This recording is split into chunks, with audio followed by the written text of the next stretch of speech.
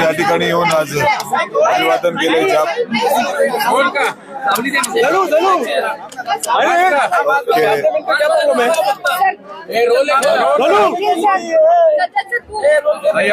जयंती आहे, उत्साह आहे. काय सांगा सावित्रीबाईंचं महत्व आजही काय? अर्थातच महाराष्ट्रात आणि देशात महापुरुषांचा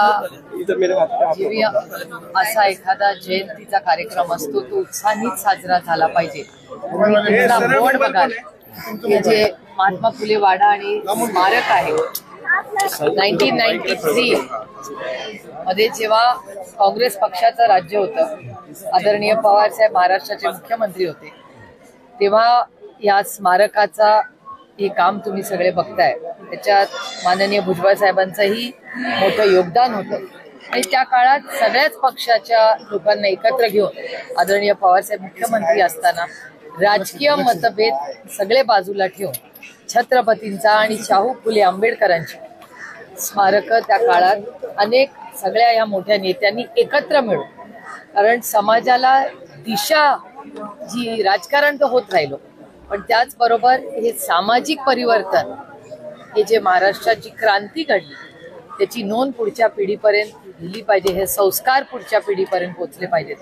त्याच्यासाठी ह्या सगळ्या उपक्रमांची त्या काळात काँग्रेसच्या सरकारने अनेक असे चांगले उपक्रम त्या काळात घेतले आणि ते आजही पुढे चाललेले. हे मनापासून त्याचा आनंद आणि समाधान वाटतं. आज बाबा आढावांच्या माध्यमातून आम्हाला प्रार्थनाही म्हणायची संधी मिळाली. त्यामुळे आजचा हा दिवस संपूर्ण महाराष्ट्रात आणि देशात एक क्रांतिकारी दिवस, एक सामाजिक परिवर्तनाचा दिवस, जिथे माझ्यासारख्या महिला जर क्रांती ज्योतींनी जर त्या काळात शिक्षण किंवा त्यांच्यावर जो अन्याय झाला तो झेलला नसता तर कदाचित माझ्यासारख्या असंख्य मुली आज शिकल्याही नसत्या. त्यामुळे आज जे तुमच्या समोर उभे आहोत त्याच्या मागे खूप मोठी ताकद ही क्रांती ज्योती, महात्मा ज्योतिबा फुले, आंबेडकर आणि आंबेडकर साहेबांची या सगळ्या मोठे जे नेते होऊन गेले, ते सुपुत्र होऊन गेले, ही भारताची रत्न होऊन गेली. त्याच्यामुळे आज आम्ही हा जो मोकळा श्वास आणि समतेची भाषा जी आम्ही बोलू शकतो आज, त्याच्या मागे या सगळ्या लोकांचं, या थोर नेत्यांचं खूप मोठं योगदान आणि त्याग राहिले.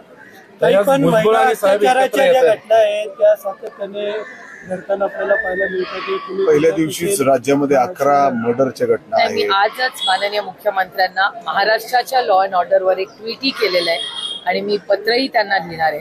कारण महाराष्ट्राचा लॉ अँड ऑर्डरच्या बाबतीत रोजच कुठली ना कुठली केस, खून, अशाच फार बातम्या वाढलेल्या आहेत आणि अनेक वेळा एक ह्याच्या मागचा एक वेगळाही अँगल असतो जो दुर्दैवाने फारशी त्याची समाजात चर्चा होताना मला दिसत नाही, तो म्हणजे इकॉनॉमीचा. अनेक वेळा क्राईम जेव्हा वाढतो त्याचं खूपचं नातं हे इकॉनॉमिक्सचीही असतं. त्याच्यामुळे ह्या सगळ्या गोष्टीचा फार गांभीर्याने एवढा मोठा मॅन्डेट या सरकारला मिळालेला आहे. एवढा मोठा मॅन्डेट मिळालेल्या सरकारची कालची जी कॅबिनेट झाली, पहिली कॅबिनेट झाली, अनेक म्हणजे तुमच्याच चॅनलवरनं आलं की काही लोकांनी पदभार घेतलेले नाहीत, तर मुख्यमंत्र्यांनी काल असं तुमच्याच चॅनलवर सांगण्यात आलं की मुख्यमंत्र्यांनी आता सगळ्यांना टार्गेट दिलेले आहेत की सगळ्यांनी आता चार्ज घेतलाच पाहिजे, कामाला लागलंच पाहिजे. म्हणजे मला आश्चर्य वाटते की 1.5 महिना झाला एवढा मोठा मॅन्डेट ह्या सरकारला मिळालेला आहे, पण जी ऍक्शन मोड ही अपेक्षित होती महाराष्ट्राला, कारण शेवटी महाराष्ट्राच्या मायबाप जनतेनेच एवढं भरभरून त्यांना मतदान केलेलं आहे. त्याला 5-6 आठवडे झाले, पण ज्या वेगाने म्हणजे मुख्यमंत्री एकटेच ऍक्शन मोड मध्ये दिसतात, माननीय मुख्यमंत्री सोडून बाकी कोणीच या राज्यात ऍक्शन मोड मध्ये मला दिसत नाही. माझी अपेक्षा आहे 2025 मध्ये मुख्यमंत्री तर करतातच ऍक्टिव्हली काम, त्यांच्या टीमनीही करावं. त्या सगळ्यांनाच मतं दिली आहेत या राज्यात.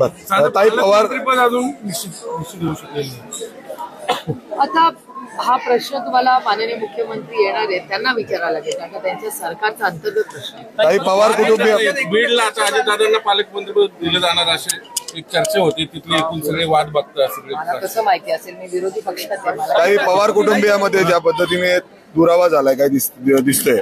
आशाताईंनी त्यांच्या भावना व्यक्त केलेत की अजितदादांनी आणि शरद पवारांनी पुन्हा एकत्र येणं केलं पाहिजे. सातत्याने चर्चा होत आहे. मी पाहिलं तुमच्या चॅनल. काय वाटतं ताई तुमच्या बोलू इच्छा काय आहे तुमची? मी एक लोकप्रतिनिधी आहे. मला वैयक्तिक इमोशन्स बोलायचा अधिकारच नाही, कारण का मी लोकसेवेत. कुटुंबातील लोक आता अशा भावना व्यक्त करतायत. अर्थात माझं कुटुंब हे वेगळं आहे. माझ्या कुटुंबात कधीच माझ्या मनात अंतर नव्हतं. मला आठवत असेल की मी ज्या दिवशी माझं लोकसभेचं मतदान झालं, पहिली मी मतदान केल्यानंतर आशा काकींच्याच पाया पडायला गेले, जे मी अनेक वर्ष करत आले.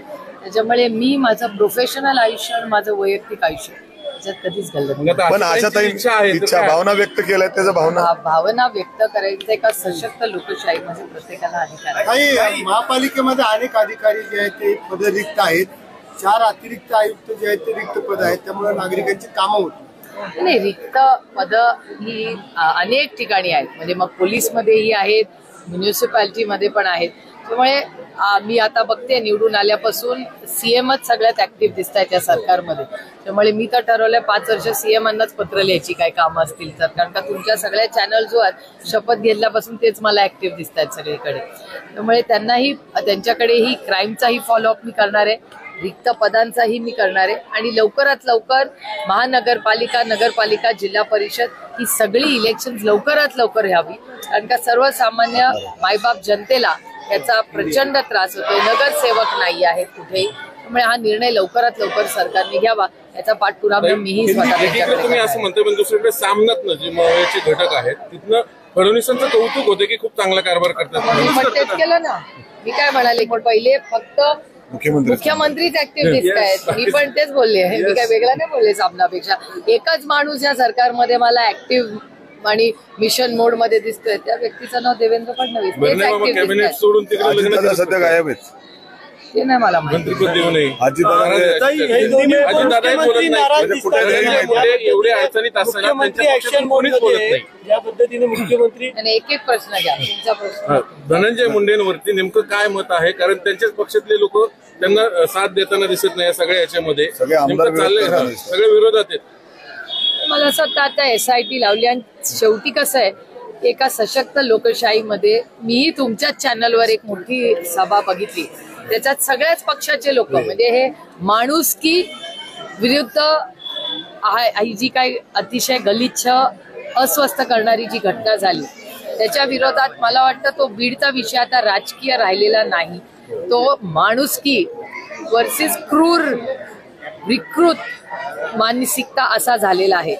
आणि माझा विश्वास आहे की जर सगळ्याच पक्षाचे लोक एकत्र झाले असतील तर त्याला कुठला राजकीय रंग कोणीही देऊ नये आणि माणुसकीच्या नात्याने त्या कुटुंबाला न्याय मिळावा. कारण का तुमच्या चॅनलवर सातत्याने त्या कुटुंबाचे, त्या छोट्या मुलीचे अश्रू हे प्रचंड अस्वस्थ करणारे आहेत. आणि सगळेच जर एकत्र बीडमध्ये आले असतील तर त्या देशमुख कुटुंबाला, आणि बीड आणि परभणी या दोन्ही प्रश्नांसाठी सगळ्यांनी राजकीय मतभेद टाकून काही प्रश्नांसाठी माणुसकीच्या नात्याने निर्णय झाले पाहिजेत, पारदर्शकपणे झाले पाहिजेत. आणि या राज्याला तो खून, ती हत्या कशी झाली याचं उत्तर जे प्रशासनामध्ये त्यांनी दिले पाहिजे. दोन्ही परभणी आणि बीड दोन्ही केसमध्ये आता प्रत्येकाची ती मॉरॅलिटी असते. म्हणजे आदरणीय पवार साहेब जेव्हा मुख्यमंत्री होते आणि जेव्हा त्यांच्या टीम्सवर आरोप झाले तेव्हा त्या काळामध्ये त्या मंत्र्यांनी नैतिक जबाबदारी म्हणून कशाला लांब कशाला जायचं. काँग्रेसमध्ये जेव्हा अशोक चव्हाणांवर आरोप झाले तेव्हा अशोकरावांनी पण राजीनामा दिलाच होता ना. त्याच्यामुळे ती मॉरॅलिटी आता माननीय मुख्यमंत्री आणि त्यांच्या पक्षाच्या लोकांनी योग्य तो निर्णय घ्यावा. आता समाजामध्ये काय भावना लोकांची आहे ही तुमच्या सगळ्यांच्या चॅनल्सवर रोजच दिसते. 22 नाही आता 24-25 दिवस झाले असतील रोज लीड स्टोरी तीच आहे. त्यामुळे एखाद्या संवेदनशील सरकारला काय करायचं हे सारखंच कशाला विरोधकांनी सांगितलं पाहिजे. काहीतरी नैतिकता ही सरकारमध्ये पण असावी, तेवढीच माफक अपेक्षा. लाडकी बहीण योजनेमध्ये आता मला असं वाटतं हा प्रश्न तुम्ही माननीय मुख्यमंत्री आणि उपमुख्यमंत्र्यांना विचारला तर जास्तीत सही. लाडकी बहीण योजनेमध्ये लाडकी बहीण योजनेमध्ये सुरुवातीपासून सांगत होते. अनेक नावं काढणार आहेत. फक्त इलेक्शन पुरतच होतं. मी ह्या बऱ्याचशा गोष्टी ज्या मागच्या वर्षी बोलले त्या 25 मध्ये तुम्हाला हळूहळू दिसतील. मला काय आश्चर्य वाटत नाही. आणि as a matter of fact काल का परवाच्याच दिवशी माझ्याकडे एक रिझर्व्ह बँकचा एक रिपोर्ट फिस्कल डेफिसिट रिफॉर्म्सवर आलेला आहे. फिस्कल डेफिसिट रिफॉर्म्स म्हणजे राज्यामध्ये जो फिस्कल डेफिसिट म्हणजे काय, पैसे जेवढे येतात आणि खर्च किती होतात त्यातली जी गॅप असते त्याला फिस्कल डेफिसिट म्हणतात. तो कमीत कमी असला पाहिजे एका सशक्त इकॉनॉमीमध्ये.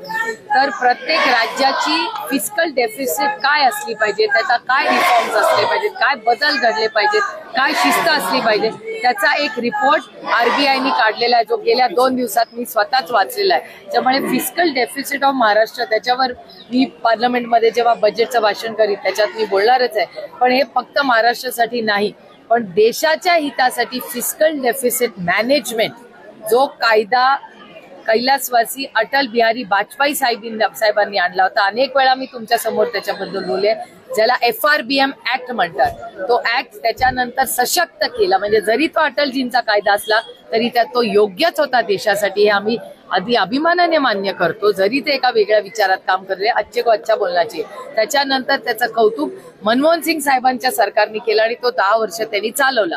आता फिस्कल मॅनेजमेंटमध्ये जो RBIचा रिपोर्ट आहे त्याच्यामध्ये फिस्कल मॅनेजमेंट रिफॉर्म्स आणि पुढे प्रत्येक राज्यांनी काय केलं पाहिजे या सगळ्याची माहिती. त्याच्यामुळे या देशातल्या सगळ्या फायनान्स मिनिस्ट्रीज माझा विश्वास आहे की फायनान्स सेक्रेटरी महाराष्ट्रानेही तो फिस्कल डेफिसिटचा रिपोर्ट RBIचा वाचला असेल. म्हणजे आमच्या त्यांच्याकडून खूप अपेक्षा आहेत आणि आम्ही स्वतः त्या फिस्कल डेफिसिट रिपोर्टवर अनेक जे महाराष्ट्रातले जे तज्ज्ञ आहेत मग तुळजापूरकरजी जे आहेत जे बँक एम्प्लॉईजच्या मध्ये काम करतात किंवा आता अजित रानडे आहेत किंवा हाटेकर जे तुमच्याच चॅनलवर अनेक वेळा या विषयांवर बोलत असतात किंवा जे पेठे जी आहेत जे इकॉनॉमिस्ट आहेत मुंबई युनिव्हर्सिटीमध्ये ते आहेत या सगळ्यांची मदत घेऊन महाराष्ट्राचं फिस्कल डेफिसिट पॉलिसी काय असावी अकॉर्डिंग टू RBI या रिफॉर्म्समध्ये आम्ही सगळे चांगल्या हेतूने त्याच्यात काम करत आहोत आणि ते काम आम्ही महाराष्ट्र सरकारबरोबर शेअर करणार. आणि माझी अपेक्षा आहे की एवढं मोठं मॅन्डेट असलेल्या सरकारने फिस्कल डेफिसिटवर काम करावं.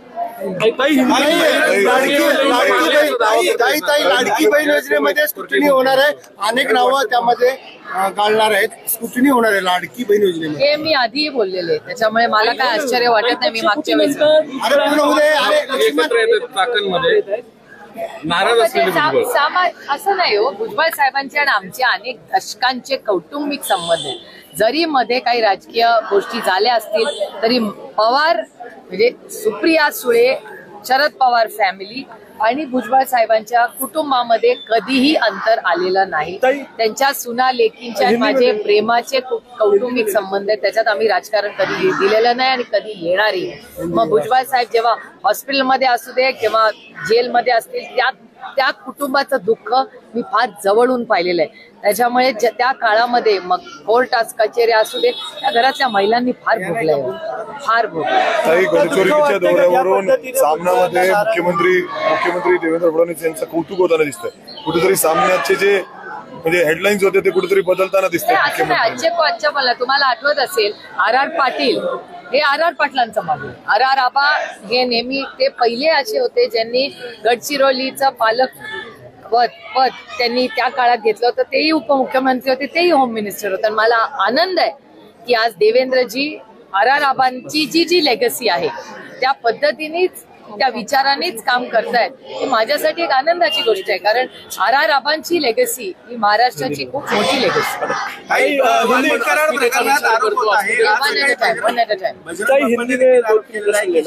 गाडी जे सरेंडर झाले होते तीच गाडी अजित पवारांच्या ताब्यात होती जेव्हा ते बीडला आले होते. हो काल मी तुमच्याच चॅनलवर बाप्पांचं पण स्टेटमेंट पाहिलं आणि सुरेश धसांचं पण ते स्टेटमेंट पाहिलं.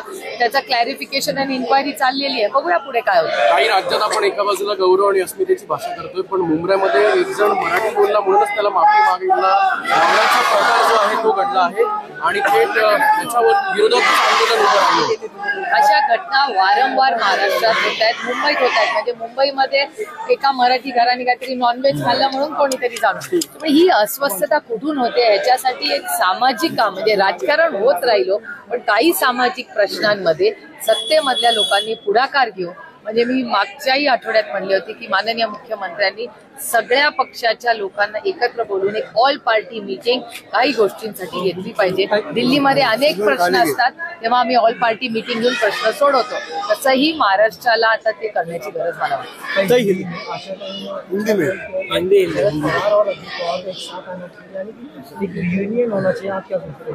देखिए मेरे फैमिली में मेरे लिए तो हमारा हमेशा यूनियन ही रहा है. जब जिस दिन मेरा खुद का वोटिंग हुआ था उसके बाद मैं उनको ही मिलने गई. तो मेरे मन में मेरी फैमिली के लिए जो भावना कल थी आज है हल्की वैसी है. अब ताई सामना में मुख्यमंत्री ने गढ़चिरौली का जो दौरा किया उसको लेकर प्रधानमंत्री